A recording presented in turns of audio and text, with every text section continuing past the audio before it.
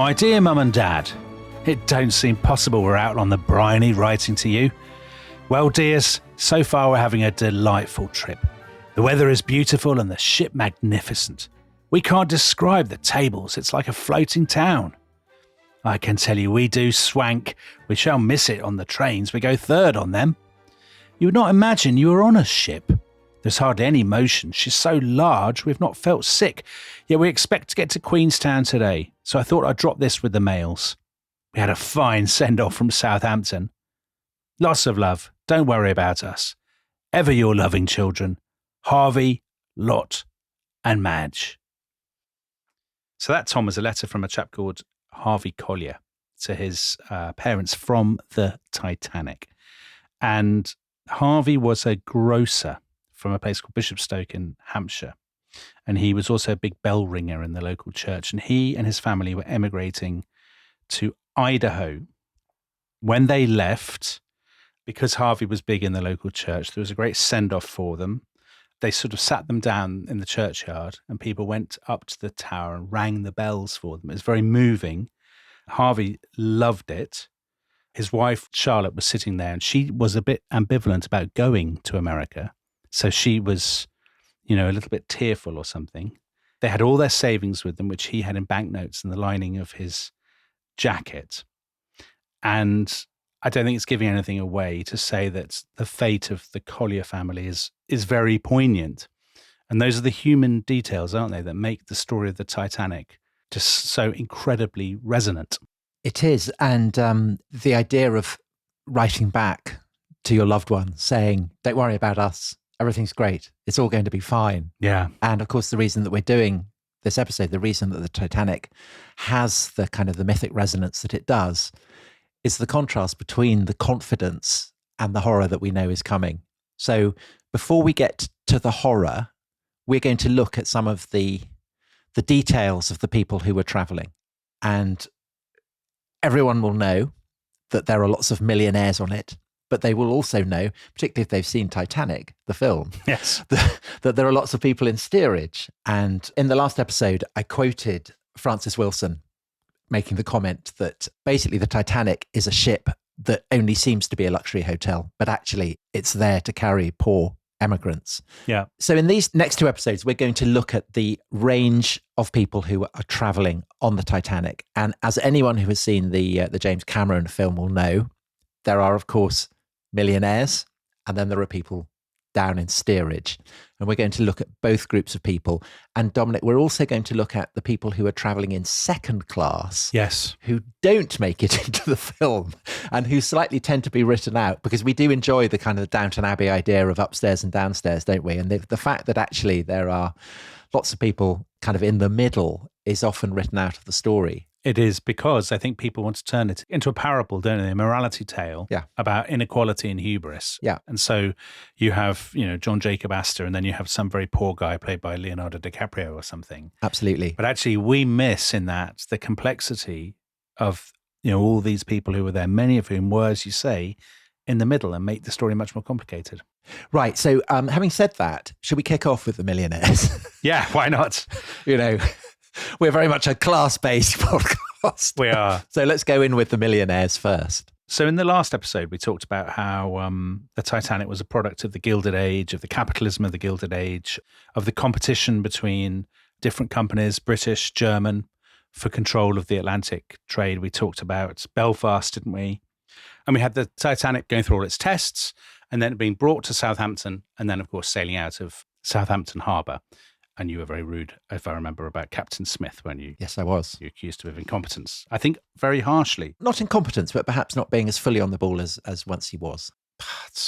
Well, Dominic, I think the evidence is, anyone can have a mistake. Anyone can have a mistake in a transatlantic crossing. Come on. He has 4 mistakes in the space of a year. But anyway, let's not get onto that. He did a lot of very successful voyages, and I think it's harsh to judge him on his last year. On one, yeah. So actually, most of the passengers that morning start off in London. And they come from Waterloo. Now, we talked last time about how Southampton had been built up as this great rival to Liverpool. And it's been built up by the Liverpool and South Western Railway, among other companies. So at about 7:30, there is a train that will leave Waterloo It's the boat train and it will head to Southampton. And there are hundreds of people on this train. And actually, there are paparazzi at Waterloo, aren't there? Yeah, so that's brilliant, isn't it? Camera fiends, they're called. Yes. I love that phrase. So there are camera fiends there because, as you say, there are so many millionaires. So the train goes off. Waterloo is being redeveloped. So it's kind of very chaotic and messy and sooty and all of that sort of stuff. They head down to Southampton. And at Southampton, 427 passengers in first and second class get on, and 495 in third class. And then they pick up more passengers, actually a lot more first class passengers at Cherbourg, because they go straight to Cherbourg. And here, clearly, they're picking up Americans, for example, who have been traveling in the continent, who have been in Paris. Yeah. And so on and so forth. And we talked, didn't we, how they have to go out in kind of little boats to take them out because Titanic is so huge it can't actually get into Cherbourg. And so they finally pull out of Cherbourg at 8 o'clock that evening, and they are heading for Queenstown, now Cove, in Ireland. So of those first class passengers, there are 337 of them, I think. I mean, the interesting thing is that there are always different estimates for the numbers. Each book gives you a slightly different figure because we're never entirely sure who turned up and who didn't, which we'll come to in a second. But it's definite that it's not filled to capacity, is it? By some estimates, under 50%. Now, that is really interesting, and there's a couple of things in that. One of them is that the competition for the transatlantic crossing is so fierce that there was actually a massive overcapacity. So there are more berths than there are potential first-class passengers. Yeah. But the other thing, Richard Davenport Hines has a really good section on this, I think. He says, it was a great trait of Edwardian millionaires. It was seen as a sort of badge of their quality that they would change their plans and cancel things and put everybody out at the last minute. That was a sign of your status. People were always cancelling things in a way that now I think, well, maybe tech billionaires cancel things. I don't know. I feel bad about cancelling. I mean, I wouldn't book a transatlantic crossing and then just not turn up. I mean, that's the expression of your middle class bourgeois uptightness. It is. Yes, it is, Tom. Whereas if you're a high spending Gilded Age billionaire, there's nothing you'd enjoy more than letting people down. No. I need to be less polite to waiters and things like that. So several millionaires could have been on this maiden voyage of the Titanic. So there's Milton Hershey. Chocolate millionaire. The chocolate guy. Yeah. To be honest, I mean, he deserved to go down. That's terrible chocolate, isn't it, Hershey's? Yeah, terrible. Terrible chocolate. There's Henry Clay Frick, as in the Frick, the art gallery. George Vanderbilt, another very kind of Gilded Age American millionaire name. He doesn't go. But of course, the famous person who doesn't go is the guy who's behind the whole shebang, who is Pierpont Morgan. Yeah. And so he takes over Frick's booking, but then he cancels because he is keen to oversee the movement of his art collection from Paris to America. Or that is what he says, because this is the focus for some hot conspiracy theories. Are you up to speed with them?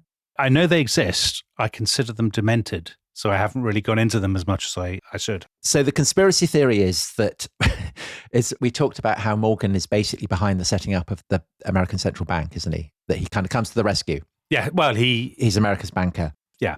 And the conspiracy theory is that John Jacob Astor, Benjamin Guggenheim, and Isidor Straus, all of whom are, absolute top league millionaires, are against this.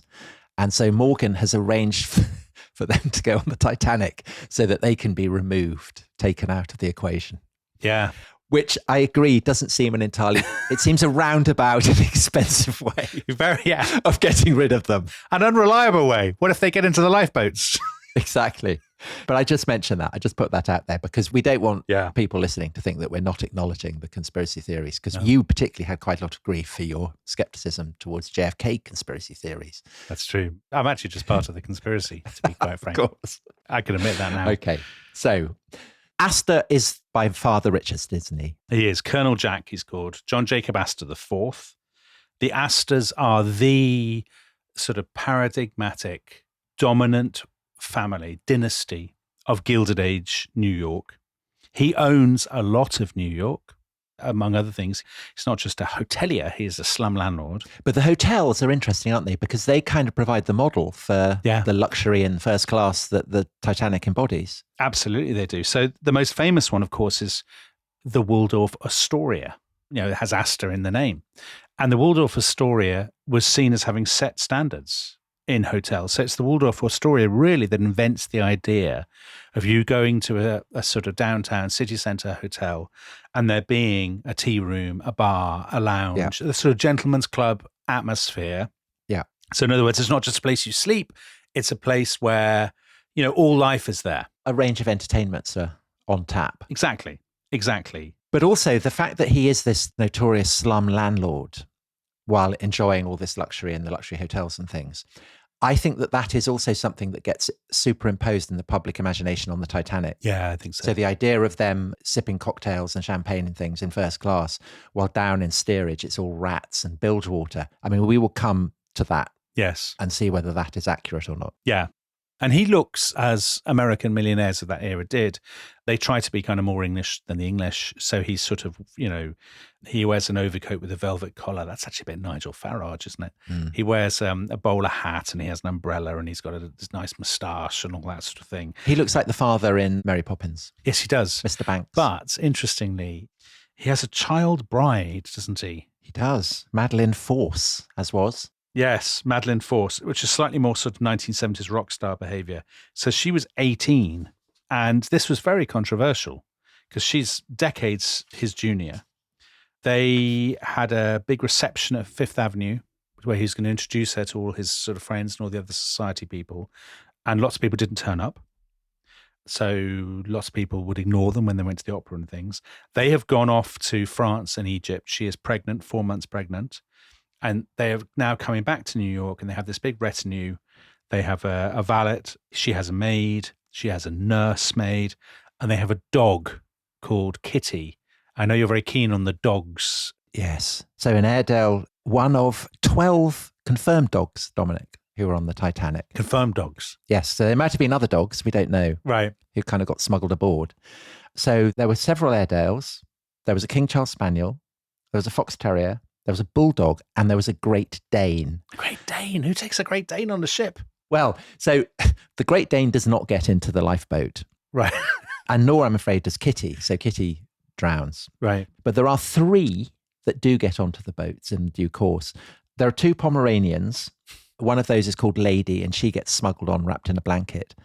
And then there's a Pekingese called Sun Yat-sen. Wow. Who also makes it on. So Sun Yat-sen is the Chinese leader. Yeah. So people who listen to our Top Dogs episode, there was Looty, the Pekingese. Mm. So clearly Pekingese are given not entirely politically correct names. This is very much a Victorian and Edwardian thing. So Sun Yat-sen gets away as well. And there's also the ship's cat, Jenny, who sadly doesn't make it. Jenny doesn't make it? No. Oh, that's sad. So there are animals as well as yes, millionaires and so on. But back to the humans for a second, Tom. Yes, back to the human story, yes. So other millionaires, there's a chap called, you mentioned him already, Ben Guggenheim. So the Guggenheim family, again, an art gallery name, the Guggenheim Gallery and so on. The Guggenheims had made their money out in Colorado in the silver mines in Leadville. They are notorious kind of strike breakers, very hard-nosed sort of business tycoons. Ben Guggenheim, I think, is generally thought the sort of most attractive of them. He's actually left the family business. He lives on Fifth Avenue. He sees himself as so many people did. He's a bit like a character in a Henry James novel or something. They all are, aren't they? Yeah, they are. Yeah, they go off to Europe and they hang around in Venice and Paris. And he's got a lover, hasn't he? He has married a bride who is only 18 years old. It's all that kind of thing. It is, very much. Was that Gillian Anderson or somebody there joining us? Yeah. We will not be receiving that. So Ben Guggenheim has a mistress in Paris called Leontine Aubard, who is a singer. She's traveling with him. Again, he's got a big entourage. She's got a maid. He's got a valet. They have a chauffeur called René Pernod. He's got the ultimate French name. So he's down in second class, isn't he? Yes. So they're all there. And again, probably because he's with his mistress, they probably keep themselves to themselves and don't mix. We don't know, but the sense is that they would not have mixed that closely with the other millionaires because they would have, been horrified at the thought of him with his French mistress. Then there's the Widdeners.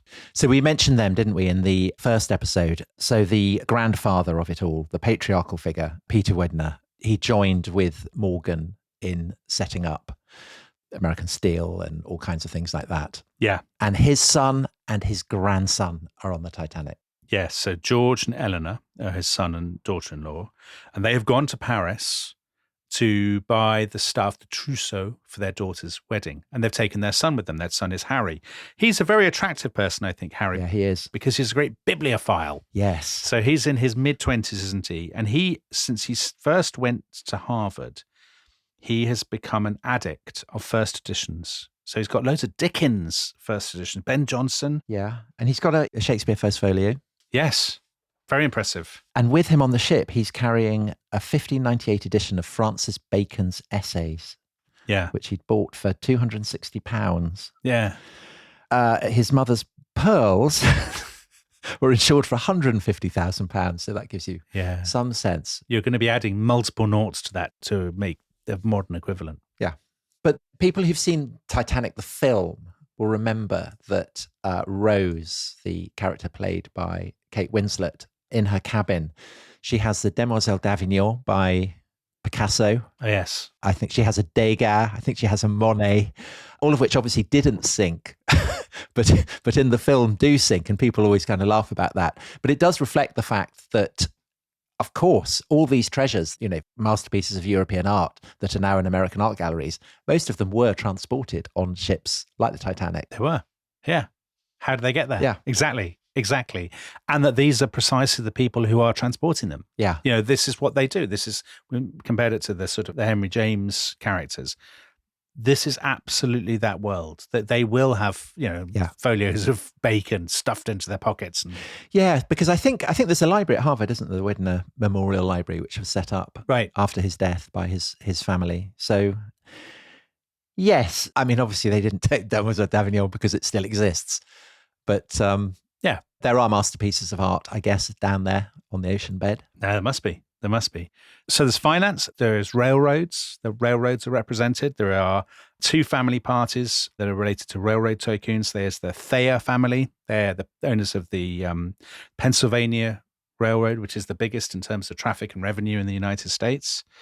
The Hayes family, so they are the Grand Trunk Railway of Canada. And Dominic, are there any gay couples? Yes, there is a gay couple. And this is the world of politics. And they're an extraordinary pair. So there's a guy called Francis, I would call him Francis Millet, but I guess Americans would call him Millet. They'd call him Francis Millet. He's a painter. He's a very impressive man. He'd served with the Union troops in the Civil War. He'd been a war correspondent in Russia when the Russians fought the Ottomans in the 1870s. He was brilliant at sort of sketching those beautiful sketches of public buildings in Boston. And he is the head of the American Academy in Rome, this guy, Francis Millet.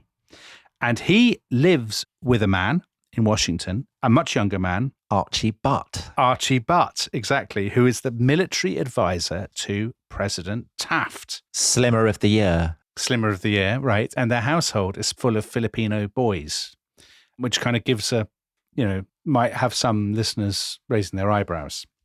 Archie Butt is also a sort of quite a jolly and an impressive kind of person. He had served in the Spanish-American War, and he made himself indispensable to Theodore Roosevelt and then to his successor, William Howard Taft. And there's a lovely description in Richard Davenport Hines' book, Titanic Lives. He says, why Taft liked Archie Butt around him. And he says, Butt misplayed shots to revive the golf-mad president when he was disheartened, sat up late playing bridge with him, laughed at his dull legal jokes, mitigated his boredom, ate the horrible meals which the obese president liked. And these meals, broiled chicken, hominy, and melon for breakfast, fish chowder, mustard, pickles, baked beans, and brown bread for lunch. Yum. And then he would mollify the president when people shouted, "Hello, fatty," at him. He sounds a wonderful man, doesn't he? Yeah. He sounds great fun. Yeah. And in due course, because he drowns, I mean, spoiler alert. Yeah. And Taft is devastated, really devastated. Taft is absolutely devastated. Yeah. So there's this couple. It's pretty clear they were a couple, I think. Yeah. Francis Millet and Archie Butt. So that's kind of interesting. And then, Dominic, are there any kind of major underwear entrepreneurs? There are, yes. So obviously the British aristocracy is there in alliance, Tom, with big underwear. Yes. Well, it's big lingerie, isn't it? It is big lingerie. Yeah, it's not just underwear. It's sexy lingerie. So there's a guy called with the splendid name of Sir Cosmo Duff Gordon. So Sir Cosmo Duff Gordon is like a sort of Englishman from a parody. He plays bridge and he fences and he's lost an eye in a shooting accident. He'd fenced for England. Yeah. Oh, yeah. Oswald Mosley, of course, former Rest is History associate, also fenced at the highest level, didn't he? But he didn't marry a lingerie pioneer like Sir Cosmo did. But actually, I mean, Dominic, there is a kind of link between Oswald Mosley and lingerie because he provides the model for Sir Roderick Spode in the P.G. Wodehouse novels. And his terrible secret is that he runs Eulalie, doesn't he? Which is a lingerie company. So maybe there was a kind of a riff on Sir Cosmo Duff Gordon. Who knows? Yeah, I hadn't thought of that. Tom. Because Sir Cosmo had married this woman called Lucy Wallace, who was the world's greatest entrepreneur of sort of lacy underwear. Yeah, so she was a distressed gentlewoman. Mm. She was posh, but she'd lost all her money. And so she goes into business and makes a tremendous success of it. Yeah. Yeah. And people sort of looked down on her, I suppose, because she was in trade. But she gets sponsored by duchesses. So duchesses start buying her corsets and things. And then it becomes very socially exclusive. And she had... Everything connects in this world of the millionaires because she had gone to New York and she had stayed at the Waldorf Astoria while she had been opening her shop in New York. So she is, one of these great pioneers who has shops both in London and in New York. This isn't like Victoria's Secret or something. This is stuff that is being bought, as you say, by duchesses and whatnot. Rigby and Peller, I believe, is the... Right. Rigby and Peller is exactly the comparison, Tom. Very good. Corsetier to the late Queen. Yeah. Very good. So corsetiers would appeal to our next first-class passenger, who I would say is the greatest newspaperman who's ever existed, Tom. Yeah, I would not disagree. He is W.T. Stead, and he is the great populist newspaper editor of the late Victorian period. He's the person who really invents populist newspapers, I would say. So W.T. Stead, listeners of very long standing will remember that he is the man behind the sending of General Gordon, the ultimate friend of the Rest is History, to Khartoum. Do you remember that, Tom? Mm-hmm. I do, yeah. Back in the 1880s? Yeah. It was W.T. Stead who then kicks up a huge fuss about dreadnoughts and all that stuff. The Germans going to overtake Britain. His most famous thing, of course, was when he bought a prostitute, a young girl, didn't he? Yeah, to demonstrate how easy it was. Yes. What is it? The maiden tribute of the modern Babylon or something? Exactly. And he was prosecuted. And he became a huge hero to the sort of British working classes because he was seen as having sort of, lifted the lid on the seething underbelly, Tom, of the white slave trade, as it was called. And he's a complete mountebank, isn't he? He's a sensationalist. Very entertaining. Brilliantly entertaining. And I imagine would have been tremendously entertaining company on the ship. I imagine so, yeah. Can I tell you an interesting fact about he does die on the ship. Yeah. He's a committed spiritualist as well. So he's into all that kind of stuff. And his house in London is in Smith Square, just down from the Houses of Parliament. And his daughter, Estelle, lived with him there before he drowned.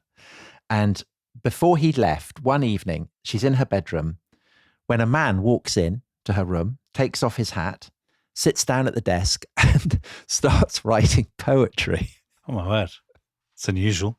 So she goes over and has a look and says, "What are you doing?" He doesn't say anything, but she can see that it's poetry. He just completely ignores her. Yeah. And then he vanishes. And then the same thing happens the night after, and the night after, and the night after that. So she mentions it to her father, and her father draws the obvious conclusion that this guy is clearly a ghost. And he has a bit of kit called a spirit indicator, which is... Is that real? Does that work? So it's a device for communicating with the dead. Right. And so Estelle uses it, and it turns out that this guy who's been coming in is a poet, and he's called Gordon Knight. And he had specialized in rollicking songs of the sea. And now that they've made contact, he and Estelle get on really, really well. They have an absolutely brilliant time. And when Stead dies on the Titanic, it's very touching because Gordon Knight, this minor poet, is able to make contact with her father in the afterworld and pass on messages so they can stay in touch. Oh, that's nice, isn't it? Yeah. That's a lovely detail. Yeah. So I mean, obviously there's a lot of tragedy in this story. Yeah. But it's nice to know that ghosts... Great behavior from ghosts. Yeah. Which may be to do with the fact that he's a minor poet. Do you think so? If he'd been a more successful poet, he'd be head of other things on his mind. I think by and large, if you meet the ghost of a minor poet, he's probably going to be all right. Yeah. Kind of a decent, quiet, retiring kind of person. Yeah. Not seduced by worldly success because they haven't had much success in their life. No. They're only a minor poet. No. Although possibly the whole walking into, a girl's bedroom Yeah. it's a bit odd. But you'd be gutted if the person who communicated to you from the afterlife was T.S. Eliot or somebody, wouldn't you? I mean, a sort of chilly, austere, difficult person. Ooh, I think, personally, I quite like to... You'd like it? Yeah, I think so. Okay. Yeah. Well, on that bombshell, Tom, I think we should take a very quick break and then we'll come back and we'll continue talking about first-class passengers. Probably not so much about ghosts and poets. And we'll also move on to the second-class passengers. This episode is brought to you by Rocket Money. Tom, we often talk about how to organize our finances. I'm very conscious that I'm paying for a lot of mad subscriptions. And there's one thing that we've talked about often on this show. It's the thing that we probably hate more than any other, and it's a hidden fee. I would love to get my finances under control. There are all these things piling up on our bank statements, and I think I need to fix this problem. I need to sort this out and to stop this. I mean, my finances are so chaotic that I need this app. So I'll tell you what it is. It's called Rocket Money. It's a personal finance app that helps find and cancel your unwanted subscriptions. It monitors your spending and it helps to lower your bills so that you can grow your savings. With Rocket Money, you can track all of your subscriptions and you can easily cancel within the app with just a few taps, saving you time, avoiding charges. And you can also set budgets and goals and get personalized insights and regular reports to track how you're doing. They will even send you real-time alerts for large transactions, upcoming bills, refunds, and even low balances. So let Rocket Money help you reach your financial goals faster. Join at rocketmoney.com/ishistory. That's rocketmoney.com/ishistory. rocketmoney.com/ishistory. This episode is brought to you by Indeed. Stop waiting around for the perfect candidate. Instead, use Indeed sponsored jobs to find the right people with the right skills fast. It's a simple way to make sure your listing is the first candidates see. According to Indeed data, sponsored jobs have 4 times more applicants than non-sponsored jobs. So go build your dream team today with Indeed. Get a $75 sponsored job credit at Indeed.com/podcast. Terms and conditions apply.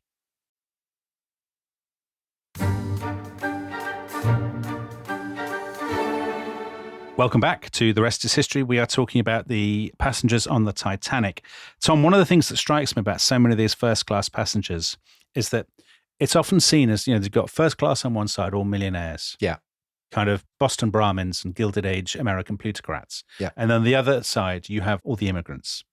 But actually, a huge proportion of these millionaires are themselves the sons of, or daughters or whatever, of immigrants, aren't they? I was looking at the list of names that Richard Davenport Hines gives in his book.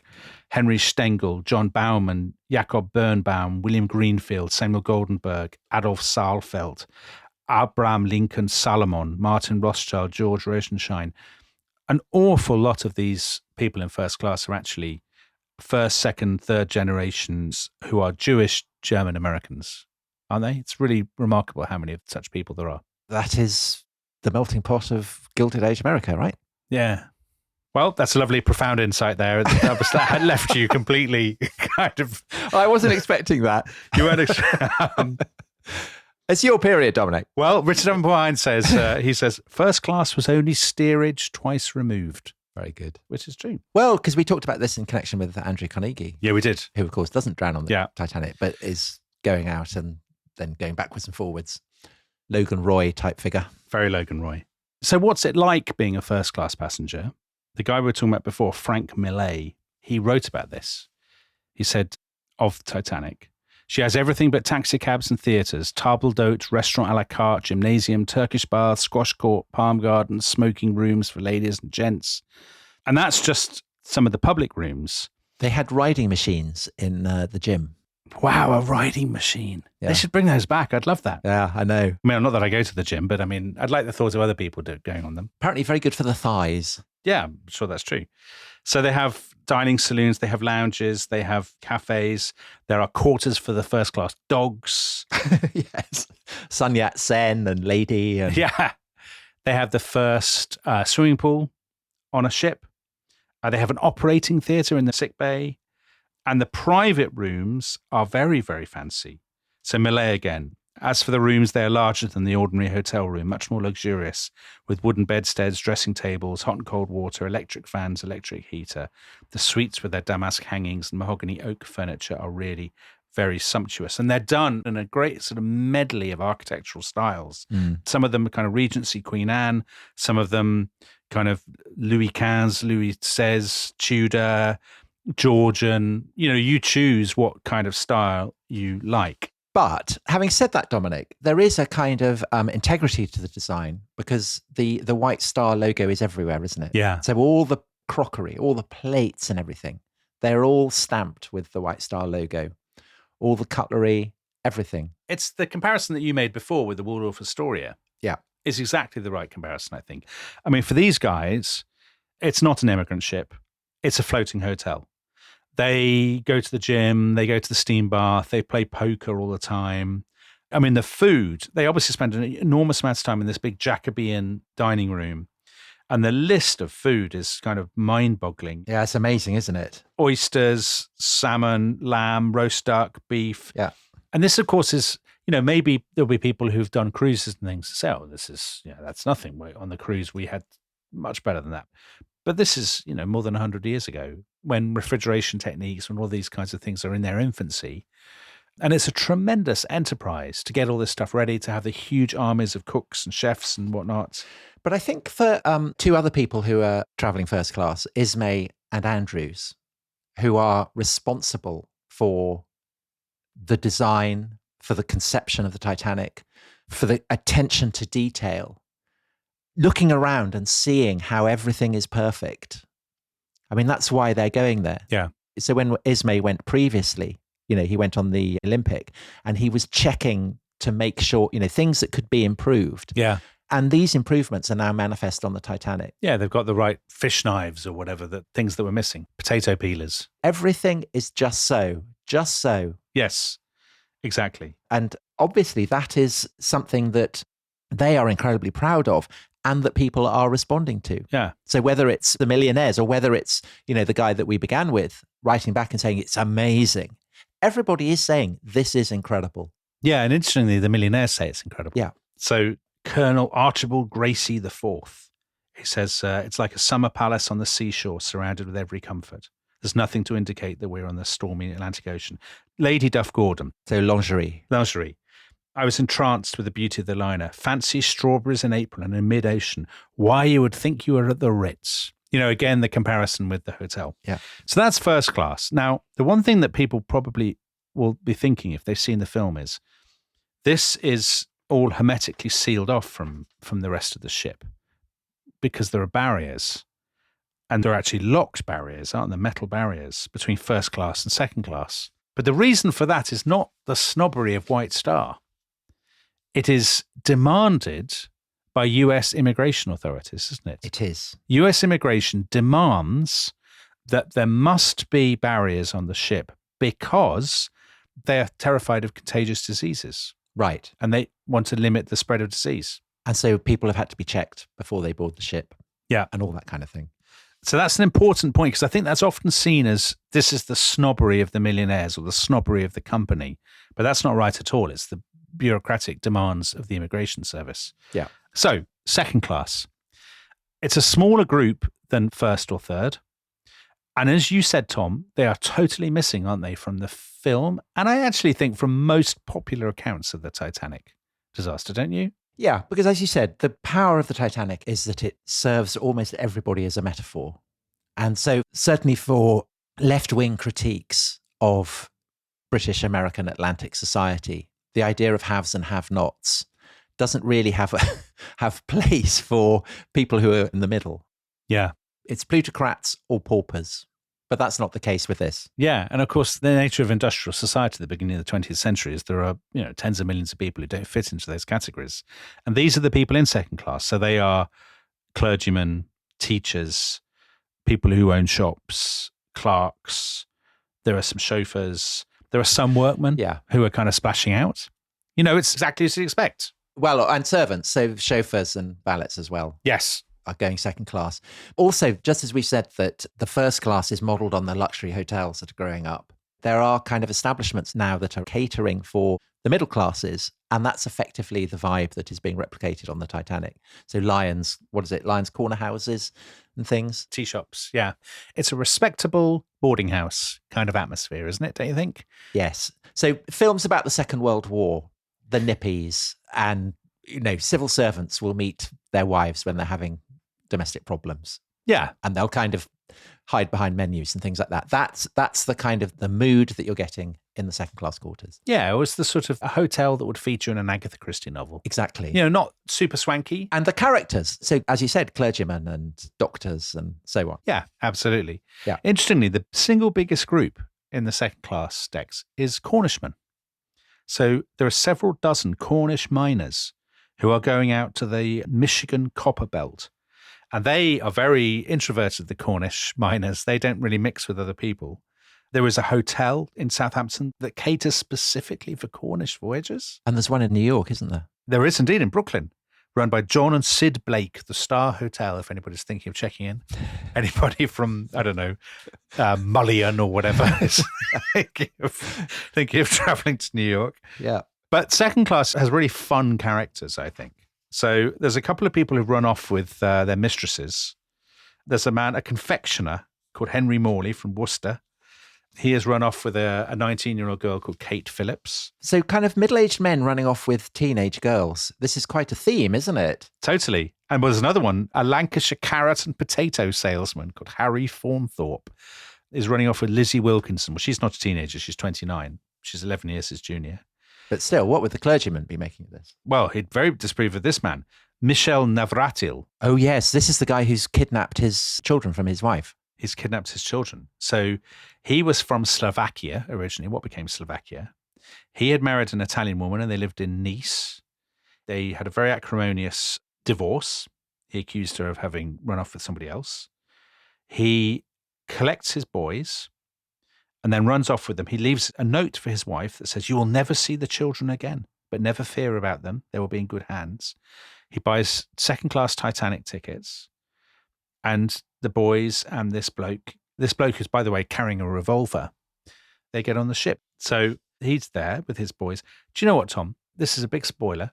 He lives, and do you know what happened to him? No, I don't. He became a French philosophy professor in later life. Did he? Yeah.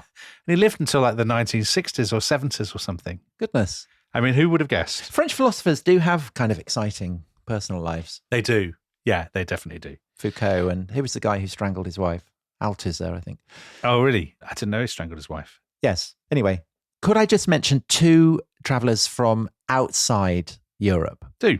So one of them is the only black man travelling on the Titanic, and he is from Haiti, and he's a guy called Joseph Laroche. He's a very brilliant engineer, and he's gone to Paris age 15 to study engineering. He lived there. He's married a French woman. They have two daughters who are aged 3 and 2. But he suffers from discrimination in France, and he's fed up with this. And he's had an offer from his uncle, who is president of Haiti, to go back and he can have a job as a maths teacher. Wow.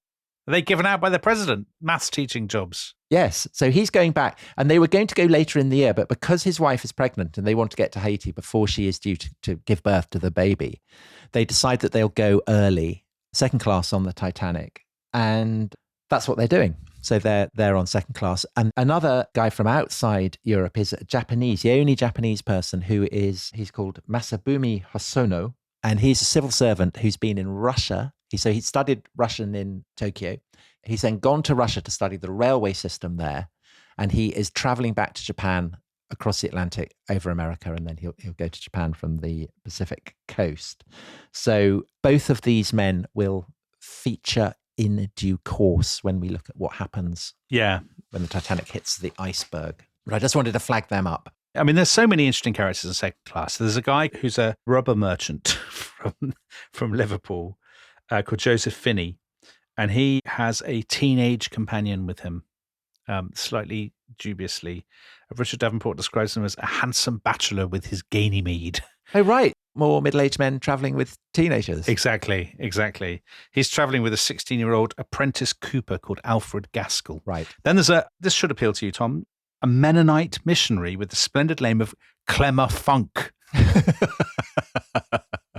You wouldn't believe that if you read it in a novel. No. So Clemmer Funk, she's from Pennsylvania. Oh, it's a woman. Yeah. Is it not obvious with a name like that? I thought, imagine Clemmer Funk. Yeah. A massive moustache. Right. Clemmer Funk could be the sheriff of some, I don't know. Yeah. Hard boiled, hard drinking. Yeah. But no, a Mennonite missionary. I imagine not hard drinking. Mennonite missionary who taught girls in a one-room school out in India, in Madhya Pradesh. And she is traveling home to see her father who is ill. And she's gone all the way from rural India. She had to go to Bombay. Then she went from Bombay all the way to London, I guess. And then she has got on the Titanic. Oh. So she's been on quite a journey. Yeah, she has. So another possibly same-sex couple who claim to be mother and daughter but clearly aren't. They are called Lucy Temple and Imenita Shelley. Lucy Temple is from the bluegrass country of Kentucky. And Richard Davenport Hines is very funny about them. And he says, an older woman from a milieu of stables and racetracks traveling with a younger woman from the drabbest of convict settlements should arouse mistrust. One imagines Luty Parish with a rasping voice and skin like dirty leather, and Imenita Shelley with a sharp pixie face and lashing tongue. Does he actually have any evidence for this, or is it? No. And then he says there were surely paltry scams lurking in their history. This seems a bit harsh. It's harsh. It kind of makes sense, though. It's funny. It's insightful, Tom. That's the insides of a top historian. Yes, sharp pixie face and lashing tongue. Yeah. Okay. So actually, generally, we should say of the second-class passengers, they love it, don't they? They think it's brilliant. Yeah. They're having an absolute whale of a time. Yeah. And the thing about the second class is, second class on a Titanic is as good as first class on any other ship. You should be writing advertising copy for... I should. I love the Titanic. I think it should be pretty clear to the listeners now that I'm very much on White Star's team. And if they're still around, if they have a successor company and they're interested in sponsorship deals, I'm there. I'm absolutely there. You're all over it. So that is second class. It's absolutely wonderful. I think they get a very bad rap. Well, they don't get a rap at all, do they? The second class passengers. No, I think White Star are getting a bad rap, Tom. I think people judge it harshly on the last day or the last few hours of the voyage. But the rest of it was brilliant. Exactly. Yes. A lovely time apart from the last 2 hours. Right. We should end with Lawrence Beasley. They're sailing past the Isle of Wight, and another guy called Lawrence Beasley, he's a widower from second class. He sits down to write a letter to his son to tell him what it's like. And he says, the ship is like a palace. There's an uninterrupted deck run of 165 yards for exercise and a ripping swimming bath, gymnasium and squash racket court and a huge lounge and surrounding verandas. My cabin is ripping, hot and cold water and a very comfy looking bed and plenty of room. I would like to see ripping. Yeah. Ripping come back as a word of praise. To be honest, that's why I liked that quotation. It was just for that. It's a ripping quotation. Thank you, Tom. It's been a ripping voyage. It's been a ripping voyage so far. Let's hope it carries on. But the next episode, we will be looking at steerage. Third class. Which will be familiar to all viewers of the film as a place where there's endless Irish dancing. People have a great time. Yeah. And uptight millionaires' daughters get to meet people who, have won their place by playing cards. But also excitingly, Tom, we won't just be talking about third class. We will also be introducing not a friend of the rest is history, the iceberg, which will be striking at the end of the next episode, very excitingly. I mean, I just want to stand up for the iceberg community. Right. I mean, the iceberg is doing what icebergs do, which is to float. Okay. And I don't want to be prejudiced against it. And if it hadn't been there, then we wouldn't be doing this episode. We wouldn't be doing the story, no, because we haven't done other transatlantic voyages, have we? Except for Columbus, of course, and Hernan Cortez. So if you would like to join our steerage community at the Rest is History Club. No, we think of everyone in a club as millionaires, don't we? We do. They're millionaires to us anyway. TheRestisHistory.com. You get all kinds of benefits. Crucially, you get to hear the whole of this Titanic series right away. If not, you will have to wait till next time. So on that bombshell, Thank you very much. We'll see you next time. Bye-bye. Bye-bye.